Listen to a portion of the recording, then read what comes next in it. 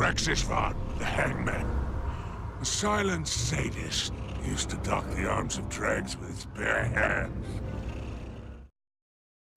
In my opinion, the worst Baron. The real killer of wolves. Every servitor he sees, he cracks open.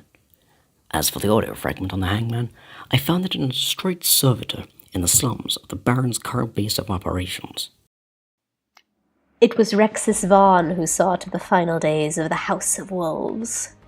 With cold hatred he hunted and slaughtered their servitors until none remained, and thus a rabid house did fall.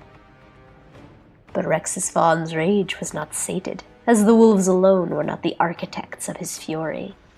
All fallen who clung to the ritual of house politics were his enemy, total and complete. It is told that he was starved as a young dreg. He watched in agony as others grew strong while he and his closest brothers and sisters were kept low. They were unworthy, pathetic, unwanted. But Rexis was ever aware.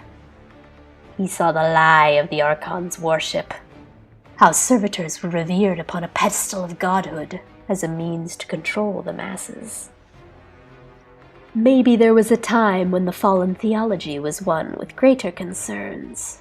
No more. The houses fractured, at war with one another. Old graces long since neglected in favor of a more desperate purpose. Survival. While cast low, Rexis found strength in his growing hatred.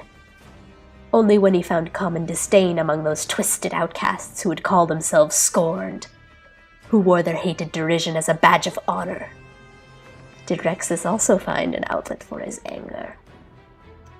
His new brothers and sisters saw great value in his unchecked aggression.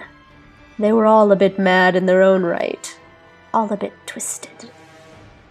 But where others slipped towards insanity, Rexis's mind and intent were clear. The agony of a terrible death was his aim. The target of his wickedness? The very servitors he had been denied. The very machines that sustained the fallen.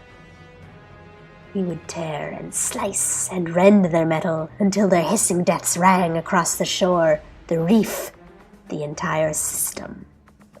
He would make all who do not stand with the scorned barons feel the anguish he once felt, tenfold. And he would do so gleefully, watching the life drain from their eyes.